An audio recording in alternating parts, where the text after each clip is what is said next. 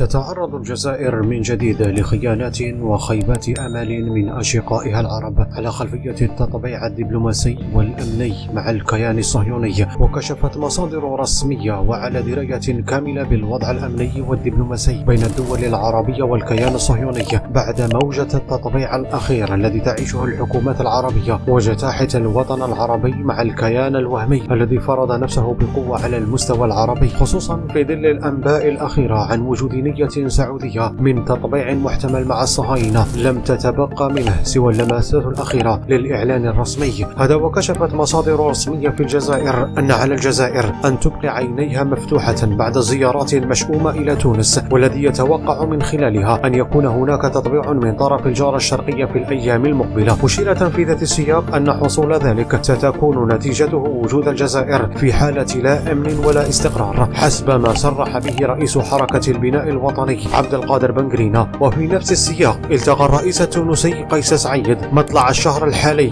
وفدا إماراتيا يترأسه وزير الدولة شخبوط بن نهيان النهيان، وذلك في قصر قرطاج، وهو ما يؤكد وجود مخطط إماراتي لتوريط تونس في تطبيع محتمل مع الصهاينة وفقا لما تداولته الصحافة الجزائرية خلال الأيام الفارطة، وما تؤكده تحركات شيطان العرب الإماراتي قرب الحدود الجزائرية لضرب استقرار الجزائر واستهداف أمنها ومحاولة عزلها عن محيطها العربي الملوث بالتطبيع.